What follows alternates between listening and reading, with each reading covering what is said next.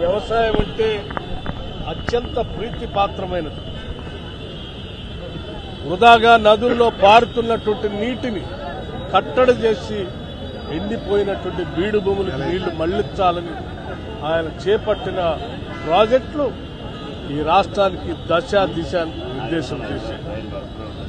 వ్యవసాయం మీద వారికి ఉన్నటువంటి అత్యంత మక్కువని దృష్టిలో పెట్టుకుని ఈ దేశంలో ముఖ్యంగా ఈ రాష్ట్రంలో ఉన్న రైతాంగ సోదరులు బాగుపడాలని, వ్యవసాయం మీద ఆధారపడి ఉన్నటువంటి శ్రామికులు కూడా, వ్యవసాయ కూలీలు కూడా ఎదగాలని ఆయన పెద్ద ఎత్తున ఆలోచన చేశారు. కాబట్టి వారి గుర్తుగా ఈరోజు రాష్ట్రంలోనే కాదు దేశవ్యాప్తంగా కూడా వారిని స్మరించుకుంటున్నారు.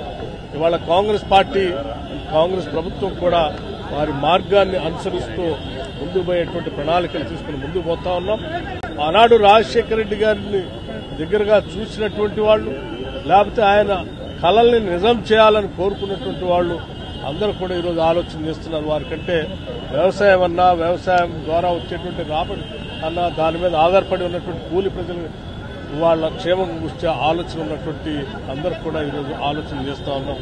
వారి గుర్తుగా ఈ రాష్ట్రంలో ప్రోగ్రెసివ్ ఫార్మింగ్ చేసేటువంటి రైతులందరినీ కూడా గుర్తించి వాళ్ళకి ప్రోత్సహించడం కోసం కొన్ని కార్యక్రమాలని రాజశేఖర రెడ్డి గారి పేరు మీద ఒక ఫౌండేషన్ పెట్టి ఒక కార్యక్రమాన్ని చేయాలనేటువంటి ఆలోచన కూడా చేస్తా ఉన్నాం. తప్పనిసరిగా వారి నెక్స్ట్ వర్ధంతి కల్లా ఒక కార్యక్రమాన్ని రూపకల్పన చేసి కార్యాచరణ ప్రణాళికను తయారు చేసుకుని వర్ధంతి కల్లా ఈ వ్యవసాయ రంగంలో నిష్ణాతులుగా ఉన్నటువంటి వాళ్ళని, వ్యవసాయ రంగం మీద రీసెర్చ్ చేస్తున్నటువంటి వాళ్ళని, వ్యవసాయ రంగం ద్వారా ఈ ప్రాంత అభివృద్ధి కోసం దోహదపడుతున్నటువంటి వాళ్ళందరినీ కూడా పరిశీలన చేసి, స్టడీ చేసి వారి పేరు మీద కొన్ని అవార్డులు కూడా ఇవ్వాలనేటువంటి ఆలోచన చేస్తా ఉన్నాం.